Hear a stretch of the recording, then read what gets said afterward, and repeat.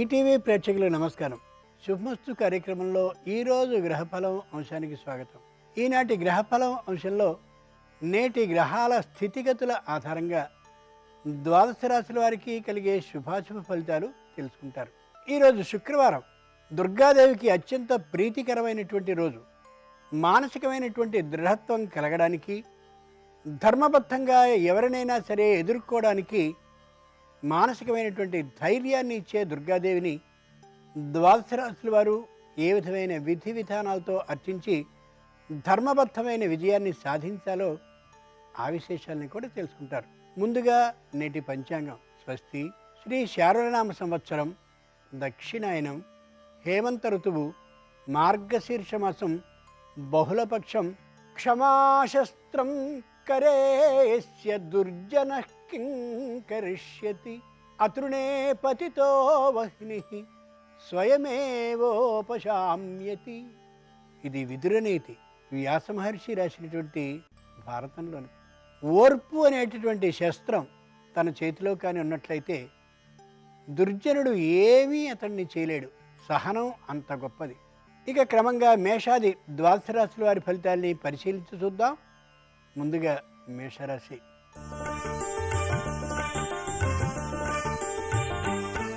ఈరోజు మేషరాశి వారి ఫలితాలని పరిశీలించి చూస్తే మహిళలకి సంపూర్ణమైనటువంటి అవగాహన కలుగుతుంది.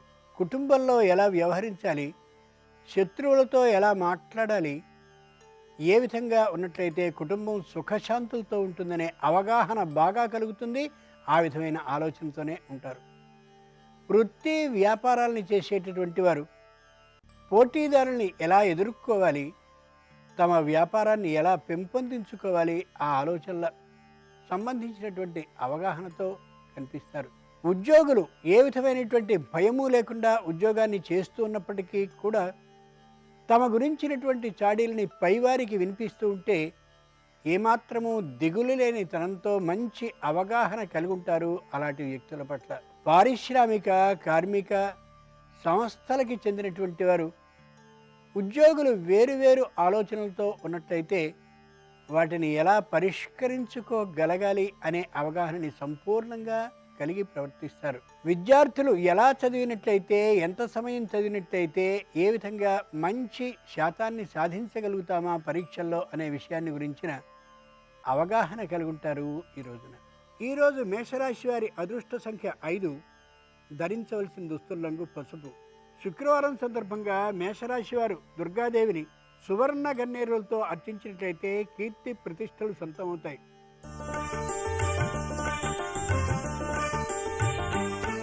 ఈరోజు వృషభ రాశి వారి ఫలితాలని పరిశీలించి చూస్తే స్త్రీలు సమస్యలని పరిష్కరించుకునేటటువంటి దిశలో తమ ఆలోచనని ప్రారంభిస్తారు. సమస్యని పెంచుకోవడం కష్టం కాదు, కానీ దాన్ని తుంచుకోవడం ఎలా అనే ఆలోచనతో ఉంటారు వృత్తి వ్యాపారస్తులు. ఆ కారణంగా వ్యాపారం చక్కగా సాగుతుంది, వృత్తి మంచిగా నిర్వహింపబడుతుంది కూడా.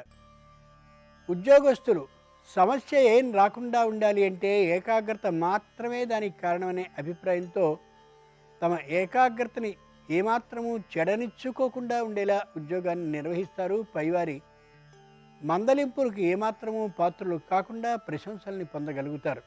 కార్మిక, పారిశ్రామిక రంగానికి చెందినటువంటి వారు భాగస్వాములతో చక్కనైనటువంటి ఆనుకూల వాతావరణాన్ని ఏర్పాటు చేసుకుని సమస్యలు తలెత్తకుండానే వారు నిర్వహించుకోగలుగుతారు ఈ రోజున. చదువుతూ ఉన్నటువంటి చదువులో ఎక్కడైనా ఇబ్బందులు కలుగుతాయేమో అనేటువంటి భయం ఏమాత్రము లేకుండా విద్యలో ఎదురైనటువంటి సమస్యల్ని పరిష్కరించుకోగలుగుతారు విద్యార్థులు తమకు తామే ఈ రోజున. ఈరోజు వృషభ రాశి వారి అదృష్ట సంఖ్య 9. ధరించవలసిన దుస్తుల రంగు నలుపు. శుక్రవారం సందర్భంగా వృషభ రాశి వారు చేమంతులతో అర్చించినట్లయితే దుర్గాదేవిని సమస్యలు పరిష్కరింపబడే అవకాశం ఉంటుంది.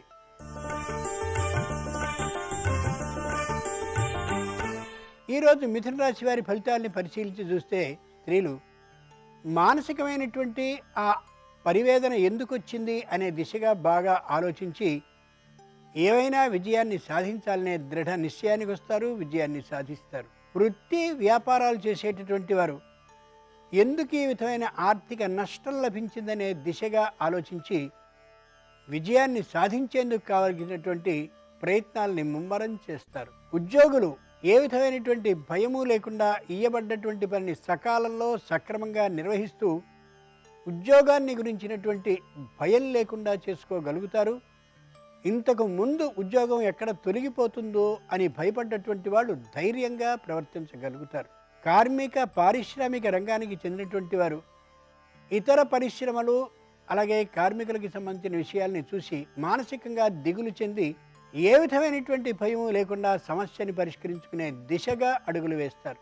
విద్యార్థులు ఏ విధమైనటువంటి భయము లేకుండా సకాలంలో చదవవలసిన దాన్ని పూర్తి చేస్తూ ధైర్యంగా ఉండగలుగుతారు. విజయాన్ని సాధించగలవనేటువంటి విశ్వాసంతో ఉంటారు. ఈరోజు మిథున రాశి వారి అదృష్ట సంఖ్య 7. ధరించవలసిన దుస్తుల రంగు నీలం.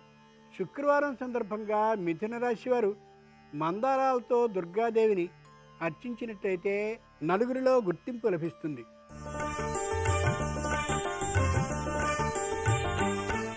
ఈరోజు కర్కాటక రాశి వారి ఫలితాలని పరిశీలించి చూస్తే వృత్తి వ్యాపారాలు చేసేటటువంటి వారు సకాలంలో తాము చేయకపోతుండడం బట్టే కార్యం విఘ్నాల పాలవుతుందనే యథార్థాన్ని గమనించి సకాల నియమాన్ని పాటిస్తూ ఉండాలనే నిర్ణయానికి వస్తారు.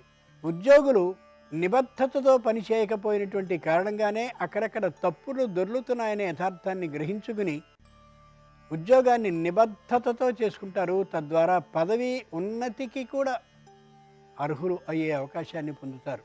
కార్మిక పారిశ్రామిక రంగానికి చెందినటువంటి వారు మధ్యలో పనికి ఆటంకం కలగడానికి కారణం ఏమిటి అని అర్థం చేసుకుని దానికి తమ పర్యవేక్షణ లోపమే కారణమనే యథార్థాన్ని అవగాహన చేసుకుని ఎక్కువసేపు తమ సంస్థలోనే గడిపేందుకు నిర్ణయాన్ని తీసుకుంటారు. ఏ విధమైనటువంటి మానసిక అవరోధాలు లేకుండా పూర్తిగా చదివేటటువంటి ఆలోచనతో ఉన్నటువంటి విద్యార్థులు విద్యా ప్రమాణాల స్థాయిని పెంచుకోగలుగుతారు. ఈరోజు కర్కాటక రాశి వారి అదృష్ట సంఖ్య 7. ధరించవలసిన దుస్తుల రంగు పసుపు. శుక్రవారం సందర్భంగా కర్కాటక రాశి వారు దుర్గాదేవిని నందివర్ధనాలతో అర్చించేటైతే స్వర్ణ ఆభరణాల కొనుగోలు చేయాలనే ఆలోచన బలపడుతుంది.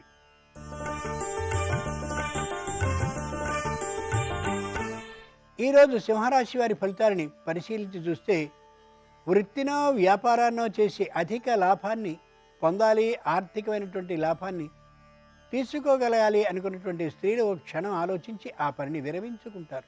కుటుంబానికి కావలసినటువంటి ఏకాగ్రతాభావంతో ఉండాలనే నిర్ణయానికి రావచ్చు. వృత్తి వ్యాపారాలను చేసేటటువంటి వారు నా పట్టుదల కారణంగా వ్యాపారం వృత్తి దెబ్బతిందనే యథార్థాన్ని గ్రహించుకుని పట్టుదలని తగ్గించుకుని వ్యాపారాన్ని వృద్ధి చేసుకోవడానికి నిశ్చయాన్ని తీసుకుంటారు. తద్వారా ఫలితాన్ని సాధించుకోగలుగుతారు. ఉద్యోగులు తమదైనటువంటి పని పూర్తి చేసుకున్న పిమ్మటే ఇతర ఉద్యోగులకి పనిలో సహాయపడాలనే నిశ్చయానికి వచ్చి తమ పనిని ఏమాత్రమూ ఆపుకోకుండా పూర్తి చేసి ఆ మీదట అవకాశాన్ని బట్టి సహోద్యోగులకి సహకరిస్తారు. కార్మిక పారిశ్రామిక రంగానికి చెందినటువంటి వారు పూర్తిగా తమ ఉద్యోగులు అలాగే పై అధికారులు పట్ల సానుకూల భావంతో ఉంటూ సంస్థ ప్రగతికి అవకాశపడతారు. విద్యార్థులు తమదైనటువంటి పనిని పూర్తి చేసుకుని మరింతగా ఆ చదువు యొక్క రాణింపు కోసమని ఇతరులకి ఆ పాఠాలని చెప్తూ ఉండొచ్చు. ఈరోజు సింహరాశి వారి అదృష్ట సంఖ్య 1. ధరించవలసిన దుస్తుల రంగు ఆకుపచ్చన. శుక్రవారం సందర్భంగా సింహరాశి వారు మల్లెలతో దుర్గాదేవిని అర్చించినట్లయితే వాగ్వివాదాలు దూరం అవుతాయి.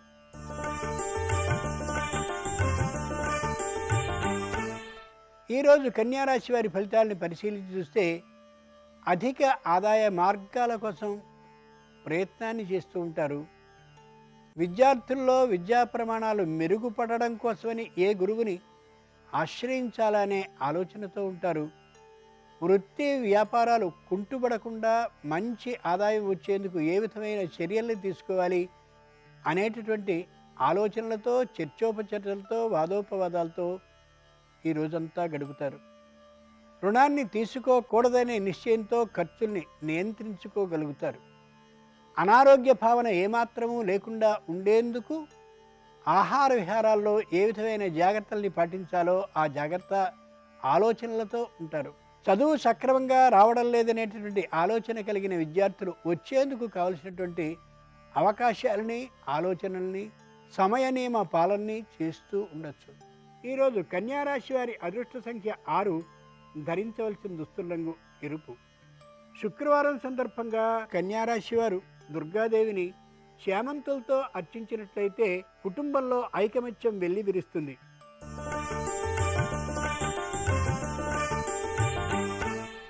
ఈరోజు తులారాశి వారి ఫలితాలను పరిశీలించి చూస్తే ప్రతి విషయంలోనూ జాగ్రత్తగా ఉండాలని జాగ్రత్తగా అడుగులు వేస్తూ కనిపిస్తారు స్త్రీలు. వృత్తి వ్యాపారాలు చేసేటటువంటి వారు తొందరపడకుండా ఆచి తూచి మాట్లాడుతూ కనిపిస్తారు. ఉద్యోగులు ఏ విధమైనటువంటి అసహన భావము లేకుండా ఓర్పుతో కాలాన్ని గడపాలనే నిర్ణయానికి వస్తారు. తోటివారితో అలాగే పై అధికారులతో ఇంకా పై అధికారులతో కూడా అదే విధమైనటువంటి సమన్వయ భావంతో ప్రవర్తిస్తూ ఉంటారు. కార్మిక పారిశ్రామిక రంగానికి చెందినటువంటి వారు అత్యాశ కారణంగా సంస్థని పెంచాలని కానీ ఉద్యోగుల సంఖ్యని పెంచాలని కానీ ఏమాత్రము అనుకోకుండా ఉన్న ఉద్యోగులతోనే జాగ్రత్తగా పని చేయించుకుంటూ ముగింపు చేసుకుంటూ అధికంగా శ్రమించిన కారణంగా వారికి జీతాన్ని పెంచితే బాగుంటుందనే ఊహకి కూడా బలంగా వస్తారు. ఈరోజు తులారాశి వారి అదృష్ట సంఖ్య 4. ధరించవలసిన దుస్తుల రంగు నలుపు. శుక్రవారం సందర్భంగా తులారాశి వారు తెల్లగన్నేరులతో దుర్గాదేవిని అర్చించినట్లయితే మానసికమైన భయం తొలగిపోతుంది.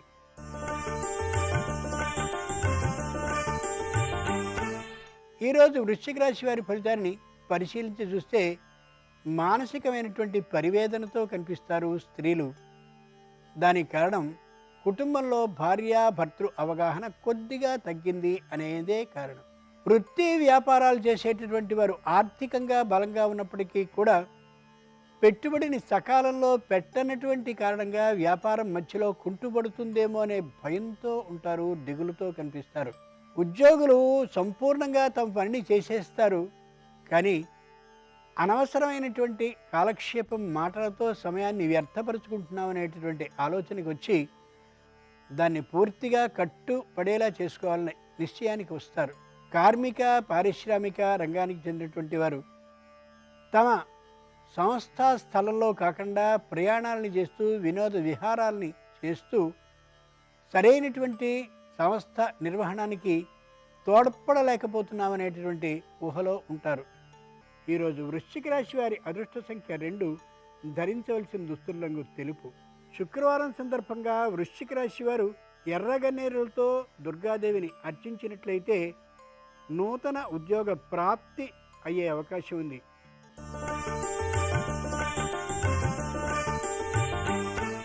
ఈరోజు ధనురాశి వారి ఫలితాలని పరిశీలించి చూస్తే మానసికమైనటువంటి సంతోషంతో ఉంటారు. కుటుంబంలో అన్యోన్య భావాన్ని పెంచాలనే నిర్ణయంతో ఉంటారు. మానసికమైన పరివేదన లేకుండా ఉండేలా తమ వంతు ఉత్సాహాన్ని వారికి కట్టబెడతారు. కుటుంబంలో అందరి మధ్య అన్యోన్య భావంతో పాటు కొనవలసినటువంటి గృహ ఉపకరణ సామాగ్రి ఏదైతే ఉందో దాని విషయంలో ఖర్చుల్ని నియంత్రించుకోవడం కోసమని వద్దు అని ప్రబోధిస్తారు. కార్మిక పారిశ్రామిక రంగానికి చెందినటువంటి వారు పూర్తి పొదుపు చర్యల్ని ఒక పక్కన చేస్తూనే తమ వద్ద పనిచేసేటటువంటి వారికి అసంతృప్త భావన లేకుండా ఉండేలా ఆలోచిస్తారు. విద్యార్థులు తప్పక పై పాఠశాలల్లో పై కళాశాలల్లో ప్రవేశాన్ని పొందాలనే నిర్ణయానికి వచ్చి చెప్పలేనంత శ్రమ పడుతూ ఉంటారు. సకాల నిద్రా భోజనాల్ని సక్రమంగా పాటిస్తూ ఉంటారు. ఆరోగ్య పరిరక్షణ చేసుకుంటూ కూడా ఉంటారు. ఈరోజు ధనురాశి వారి అదృష్ట సంఖ్య 1. ధరించవలసిన దుస్తుల రంగు నీలం. శుక్రవారం సందర్భంగా ధనురాశి వారు దుర్గాదేవిని సంపెంగలతో అర్చించినట్లయితే కీర్తి ప్రతిష్టలు సొంతమవుతాయి.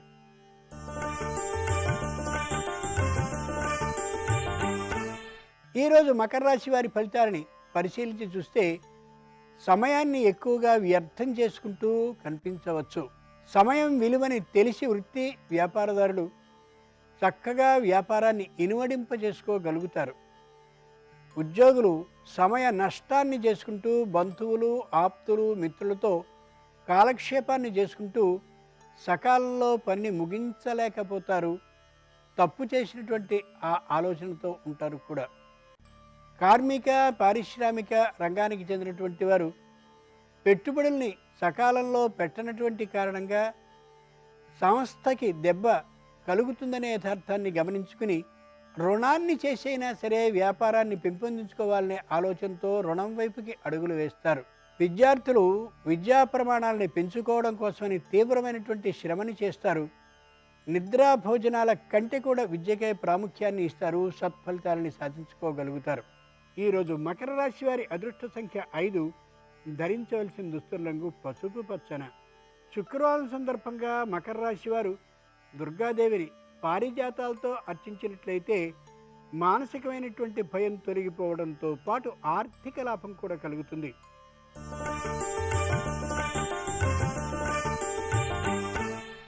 ఈరోజు కుంభరాశి వారి ఫలితాలని పరిశీలించి చూస్తే స్త్రీలలో మంచి ధైర్యం ధీమా కనిపిస్తూ ఉంటుంది.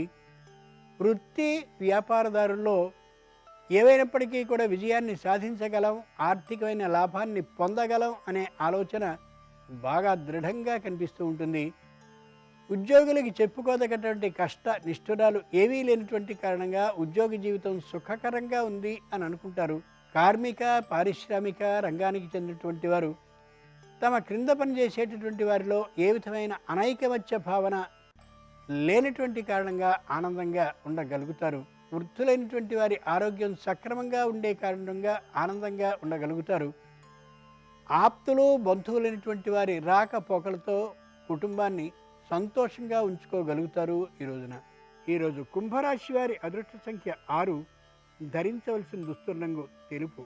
శుక్రవారం సందర్భంగా కుంభరాశి వారు దుర్గాదేవిని సన్నజాజులతో అర్చించినట్లయితే కుటుంబంలో అవగాహన పెంపొందే అవకాశం ఉంది.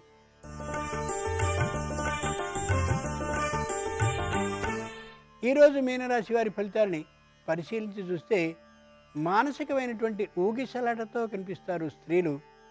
స్థిరమైనటువంటి ఆస్తి అమ్ముడవుతుందా లేదా అనేదే దానికి కారణం కావచ్చు.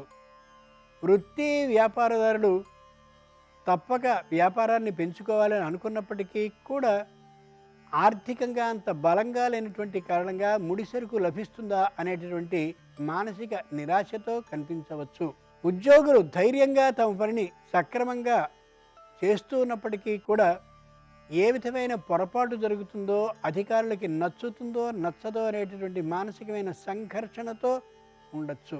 కార్మిక పారిశ్రామిక రంగానికి చెందినటువంటి వారు విద్యుత్ పరికరాల విషయంలో అలాగే ఇతరమైనటువంటి యంత్ర పరికరాల విషయంలో ఏం చేస్తే ఏమవుతుందో అనేటటువంటి మానసికమైన దిగులుతో కనిపిస్తారు. కొత్తమైనటువంటి పరికరాలని దిగుమతి చేసుకున్నటువంటి సందర్భంగా ఈరోజు మీనరాశి వారి అదృష్ట సంఖ్య 8. ధరించవలసిన దుస్తుల రంగు నలుపు.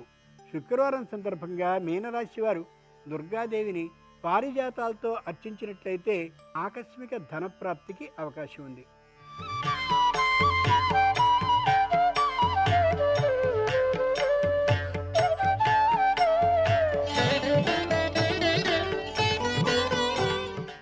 శుభమస్తు కార్యక్రమంలో గృహబలం అంశానికి స్వాగతం. ప్రతివారు కోరుకునేది ఐశ్వర్య సిద్ధి, ఆరోగ్యం. ఈ రెండు గనక ఉన్నట్లయితే అన్నీ సాధించినట్లే. దానికి తోడుగా కీర్తి ప్రతిష్టలు. వీటన్నిటిని సాధించడానికి వాస్తుశాస్త్రరీత్యా నిద్ర నుంచి లేవగానే మీరు ఒక చిన్న విధి విధానాన్ని పాటించాలి. ఇంటి యజమాని ఏం చేయాలంటే, తలుపు గొళ్ళెం మీరు నిద్ర నుంచి లేవగానే కొద్దిగా చప్పుడు చేయండి. ఇలా కనుక చేసినట్లయితే ఇంట్లో దారిద్ర్య దేవత అనేటువంటిది రాకుండా వెళ్ళిపోతుంది. అంతేకాకుండా నిద్ర నుంచి లేవగానే దొడ్డి వాకిలి తలుపు ముఖ్యంగా తీయాలి.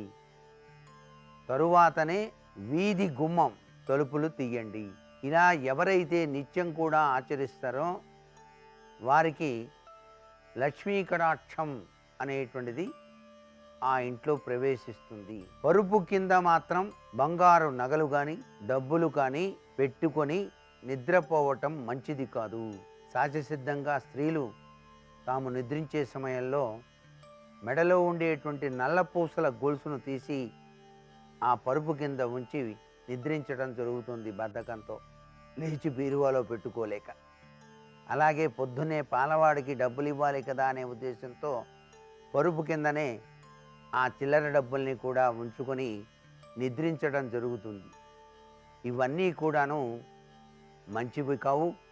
ఇలా గనక చేసినట్టయితే లక్ష్మీదేవి ఆగ్రహించడానికి ఆస్కారం ఉంటుంది అంటోంది శాస్త్రం. అందుచేత ఇంటిలో తాము పడుకునేటువంటి పరుపుల మీద సైతం కూడాను డబ్బులు అనేటువంటివి లెక్క పెట్టకూడదు. అలాగే పరుపు కింద డబ్బులు ఉంచటం, నగలు లాంటివి పెట్టటం, పరుపు మీదనే ఉండి ఆ యొక్క చెవులకు సంబంధించిన రింగులు కానివ్వండి, ఉంగరాలు కానివ్వండి పెట్టుకోవటం ఇత్యాది విషయాలు మాత్రం ఆచరించటం సరైనటువంటి పద్ధతి కాదు అంటోంది శాస్త్రం. వీటిని ఎవరైతే తూచా తప్పకుండా పాటిస్తారో వారికి యజమాని తాను సంపాదించిన సంపాదనకు తగిన ప్రతిఫలం, చక్కగా పురోభివృద్ధి, ఆర్థిక విధి విధానాల్లో కూడాను విజయసిద్ధిని సాధించడానికి ఆస్కారం ఉంటుంది. కాబట్టి ఇంటి ఇల్లాలు కూడాను ఇంటి యజమానికి సహకరిస్తూ ఈ చిన్ని విషయాన్ని తప్పనిసరిగా పాటించాలి అని చెప్పేసి శాస్త్రం తెలియచేస్తోంది. అంతేకాదు అష్టైశ్వర్యాల్ని సాధించడానికి మనకు సాక్షాత్తు లక్ష్మీదేవి ప్రసాదించిన అమృతతుల్యవంతమైనటువంటి విధి విధానంతో కూడినటువంటి ఒక వస్తువు ఉంది. ఆ వస్తువుని ప్రతి ఇంట్లో కూడాను పూజా మందిరంలో ఉంచుకోవటం శతవిధాలా కూడాను శ్రేయోదాయకవంతమైన ప్రభావం, అష్టైశ్వర్య సిద్ధికి నాంది పలుకుతుంది. పరాత్మని సృష్టి సౌందర్యానికి ఆలవాలమైన ప్రకృతిలో సముద్ర తనయ, సముద్రం నుంచి ఉద్భవించినటువంటి అద్వితీయమైనటువంటి వస్తువు అది.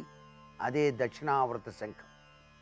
ఈ దక్షిణావృత శంఖాన్ని చెవి దగ్గర కనుక పెట్టుకున్నట్లయితే హోరుమనే శబ్దం కూడా వినిపిస్తుంది. అది అసలు సిసలైన శంఖంగా గుర్తించండి. దక్షిణావృత శంఖాన్ని మీరు పూజా మందిరంలో ఉంచి దానిలో కొద్దిగా నీళ్లు పోసి ఓం ఓం ఓం ఓం అని చెప్పేసి 11 సార్లు ధ్యానించి గంధము కుంకుమ పెట్టి ఎరుపు రంగు పువ్వు కానీ లేక ఎటువంటి సువాసన కలిగినటువంటి పుష్పాన్నైనా సరే ఆ యొక్క దక్షిణావృత శంఖం పైన ఉంచి నమస్కారం గనక చేసినట్లయితే ప్రతినిత్యం కూడాను ఇంటి యజమాని కానీ ఇల్లాలు కానీ ఈ విషయాన్ని గుర్తుపెట్టుకొని ఆచరించాలి. తమ ఇంటిలో దేవతా మందిరం వద్ద దక్షిణావృత శంఖాన్ని ఉంచి ఆచరించవలసినటువంటి విధి విధానం. ఇలా ఎవరైతే ఆచరిస్తారో వారి ఇంట అష్టైశ్వర్య సిద్ధి తులతూగుతుంది సుమా అంటోంది శాస్త్రం. ఇది సత్యం. ఇంత గొప్ప విశ్లేషణ కేవలం లక్ష్మీదేవి యొక్క అనుగ్రహం వల్లే మనకు లభ్యపడ్డది. లక్ష్మీదేవి తానుగా ఇంటికి రావాలంటే ఇటువంటి దక్షిణావృత శంఖాన్ని మనం ఇంట్లో పెట్టుకోవాలి. లక్ష్మీ నివాస స్థానంగా చెప్తాం ఈ దక్షిణావృత శంఖాన్ని. అందుకని పూజా మందిరంలో ఈ యొక్క శంఖాన్ని ఉంచి ప్రతినిత్యం కూడాను ధూపం చూపించవచ్చు, దీపం చూపించవచ్చు, నైవేద్యం కూడా పెట్టవచ్చు, పూజించవచ్చు. అష్టైశ్వర్యాలు కూడాను కలుగుతాయి సుమా అంటోంది శాస్త్రం. మరి దీన్ని పాటించి అందరూ కూడాను లక్ష్మీ అనుగ్రహానికి పాత్రులవుతారు కదూ. మరికొన్ని ముఖ్య విషయాలు రేపటి శుభమస్తు కార్యక్రమంలో తెలుసుకుందామా? మరి సర్వే జనాః సుఖినో భవంతు.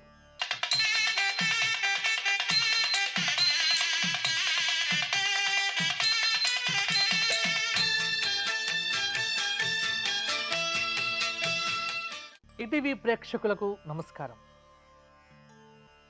శుభమస్తు కార్యక్రమంలో శ్రీరస్తు అంశానికి స్వాగతం. ఈరోజు మార్గశీర్షమాసం కృష్ణపక్షం దశమి తిథి, వారము శుక్రవారము, నక్షత్రము స్వాతి. దశమి తిథి శుక్రవారము, స్వాతి నక్షత్రము. స్వాతి నక్షత్రము రాహు సంబంధమైనటువంటి నక్షత్రము. తిథి జయదశమి. వారము శుక్రవారము.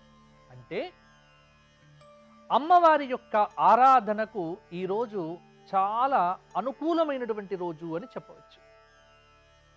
ఈ రోజున సాయంకాల సంధ్యా సమయంలో, అంటే గోధులి ముహూర్త సమయంలో, సాయంకాలం 6 నుంచి 7 గంటల మధ్యలో ఇంటిల్లిపాది కలిసి లలితా త్రిపుర సుందరికి ఆవు నెయ్యితో దీపారాధన చేసి సమిష్టిగా కూర్చొని లలితా సహస్రనామ స్తోత్ర పారాయణం కానీ, లేదా అర్గళా స్తోత్రము కానీ, లేకపోతే మార్కండేయ పురాణమునందు చెప్పబడినటువంటి నారాయణీ స్తోత్ర పారాయణము, సర్వమంగళ మాంగళ్యే శివే సర్వార్థ సాధికే శరణ్యే త్ర్యంబకే గౌరీ నారాయణి నమోస్తుతే. ఇది నారాయణి స్తుతి అంటారు. ఇది ఒక మంచి స్తోత్రము.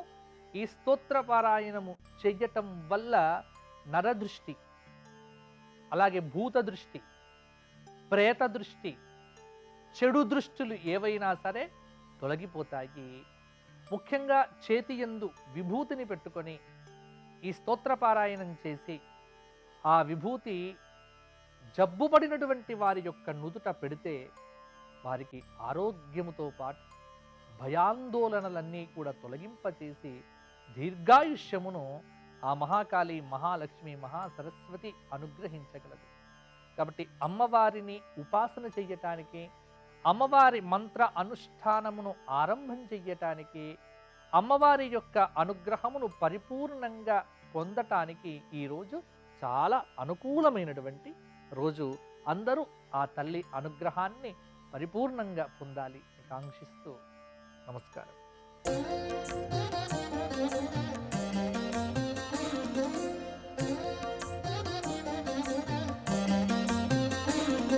శుభోదయం.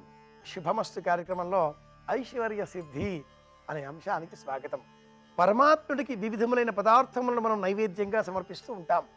అరటిపండు ఏ విధంగా మనకు సంవత్సరం అంతా కూడా లభిస్తూ ఉంటుందో అలాగే లభించేటటువంటి మరొక అమృతమయమైనటువంటి ఫలం జామ పండు.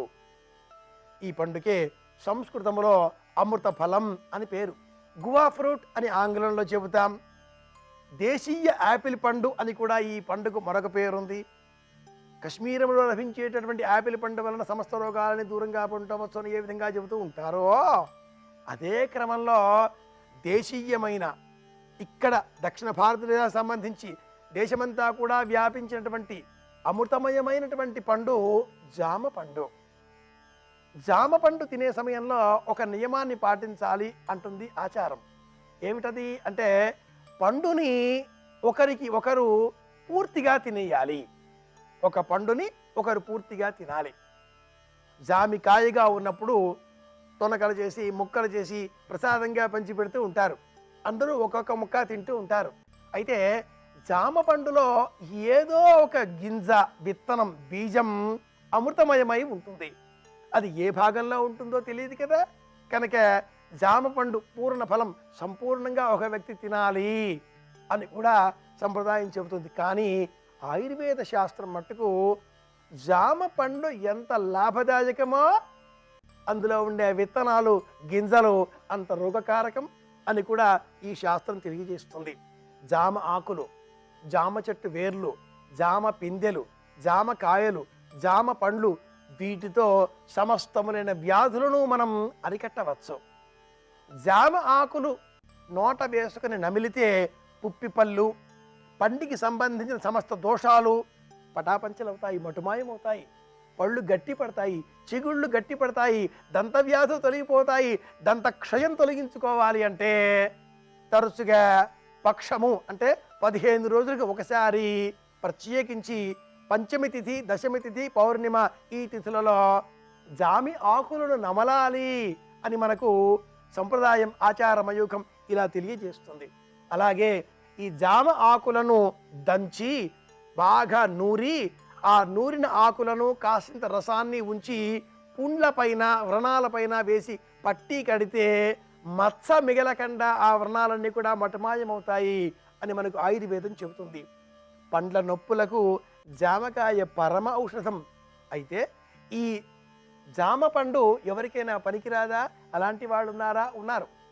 వాతతత్వం కలవాళ్ళు, ఒబేసిటీ సమస్య కలవాళ్ళు, ఏమీ తినకపోయినా కూడా ఆయాసపడేటటువంటి వాళ్ళు, ఆస్తమా వ్యాధి పీడితులు, దమ్ము తీసేటటువంటి వారు, ఇలాంటి వారికి అంటే కాస్త శ్లేష్మ ప్రకృతి ఎక్కువగా ఉన్నవారికి, వాత ప్రవృత్తి ఉన్నవారికి జామ పండు కొత్త రోగాన్ని తీస్తుంది.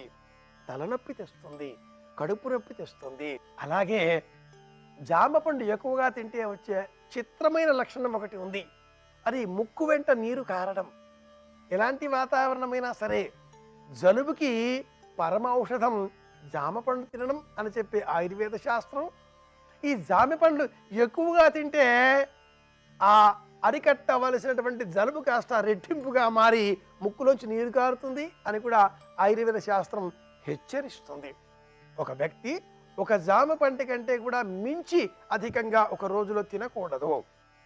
పండులోని విత్తనాలు గురుత్వం కలిగి మూల వ్యాధికి కారకమవుతాయి, అజీర్ణ వ్యాధికి దారితీస్తాయి, అలాగే మలబద్ధకం అనే రోగానికి కారకమవుతాయి. కనుకనే జామి పండు ఎంతగా తిన్నా గింజలు తినకూడదు అని ఆయుర్వేద శాస్త్రం చెబుతుంది.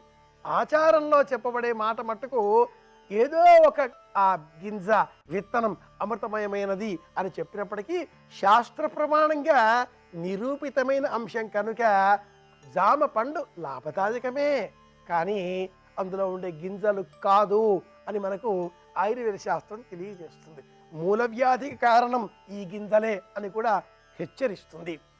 అయితే బాగా పండిన జామ పండును అస్సలు తినకూడదు.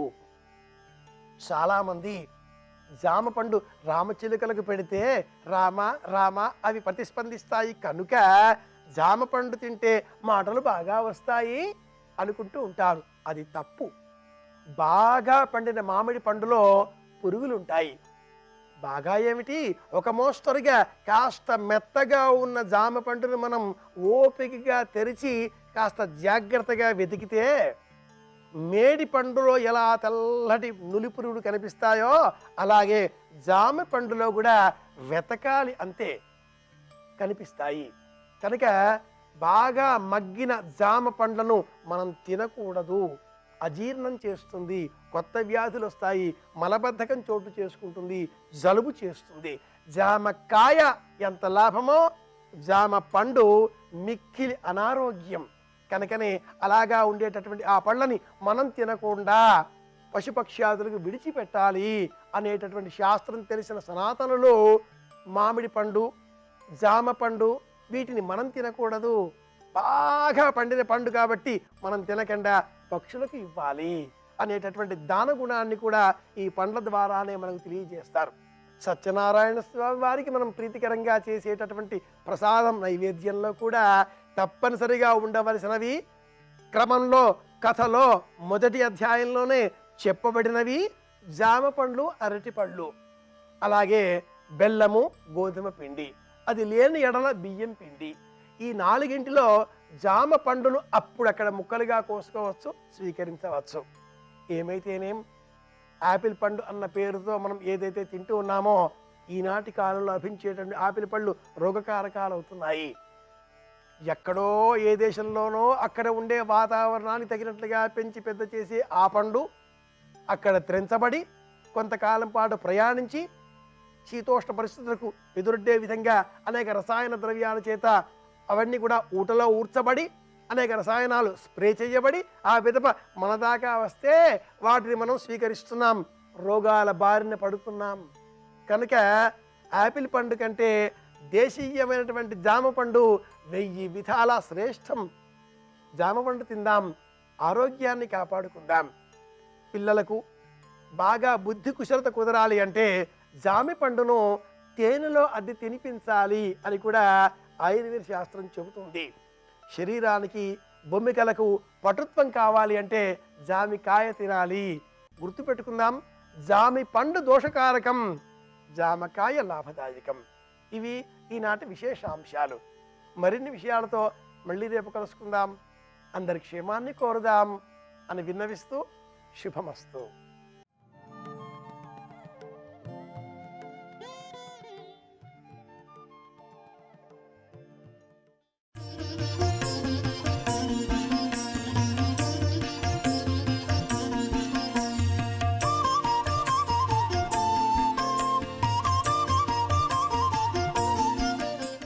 పంచభూతములకు పంచతన్మాత్రలుంటాయి. అమ్మవారు ఈ 5టిని ఆధారం చేసుకుని బ్రహ్మాండములను తిప్పుతుంది. కదలిక ఎక్కడున్నా ఆవిడే, మీరు గుర్తుపెట్టుకోండి.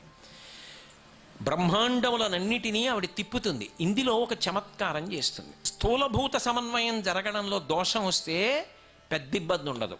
సూక్ష్మభూత సమన్వయంలో దోషం వస్తే ఉపద్రవం ఉంటుంది. అది ఆవిడ చేతిలో ఉంటుంది. మీరు అన్న మాట మాకు అంత స్పష్టంగా ఏం లేదు, మీరు ఏదో అన్నారంటారని నాకు తెలుసు. నేను మీకు బాగా అర్థమయ్యేట్టు చెప్పాలి అంటే, బ్రహ్మాండంలో ఏముంది? పృథివీ ఉంది. పృథివిలోంచి ఓ యాపిల్ చెట్టు వచ్చింది, ఓ యాపిల్ పండు పండింది. ఇప్పుడు ఆ యాపిల్ పండు ఏమిటి? పృథివీ. ఇందులో ఏముంది? పృథివీ. ఎంత స్నానం చేసినా ఇలా అంటే మట్టి వస్తుంది. ఇప్పుడు ఇందులో పృథివీ అయిపోయింది, ఆకలేసింది. నేను బ్రహ్మాండంలో యాపిల్ పండు తెచ్చి పిండాండంలో పడేశాను. ఇప్పుడు ఈ పిండాండం పుచ్చుకుని అందులో పిప్పి మిగిలిపోయింది.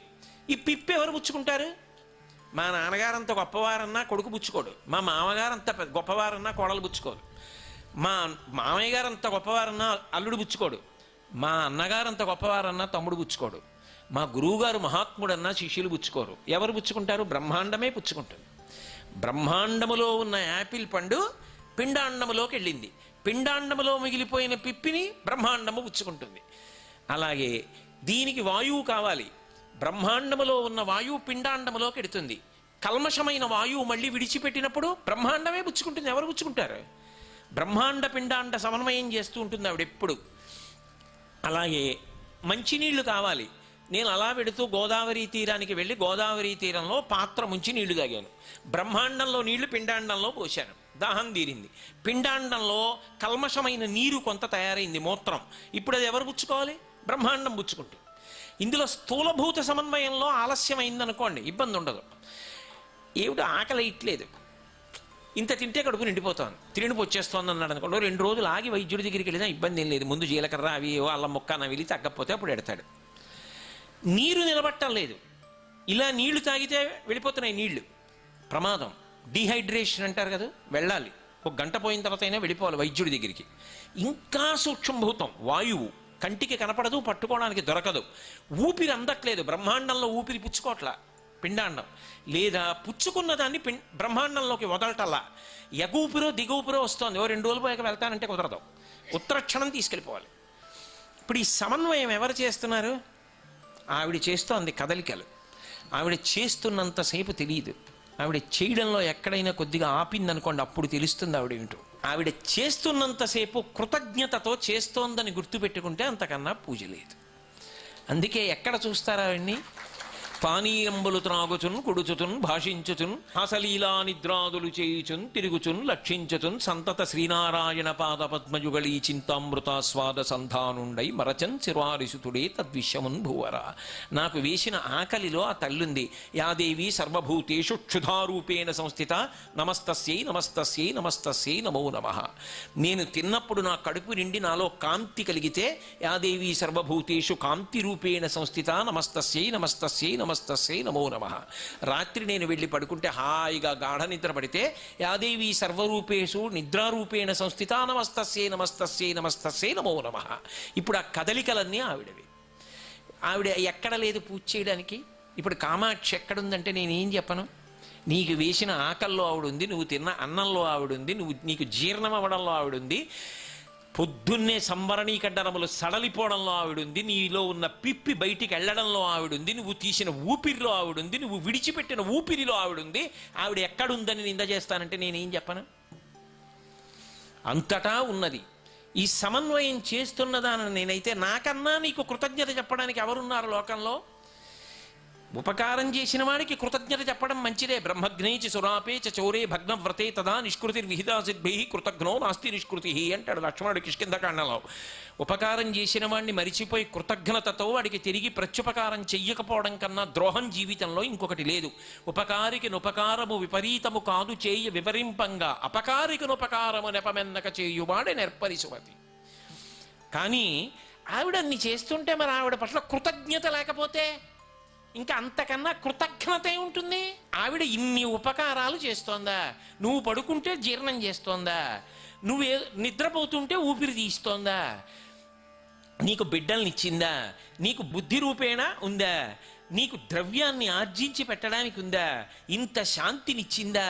ఇంత జ్ఞానం ఇచ్చిందా? ఆవిడ కోసం కాసేపు ఇలా ప్రదక్షిణం చేయడానికి నీకు కష్టం వచ్చిందా? అప్పుడు ఏమనాలి ఆవిడ అలాగే భావన చేస్తే నా దగ్గరికి వచ్చేటప్పటికి నీకు ఇంత కష్టమా, నీకు మాత్రం నేను అన్నీ చెయ్యాలా అని ఆవిడంటే ఏమైపోతావు? అనే ముందు ఆలోచించద్దు.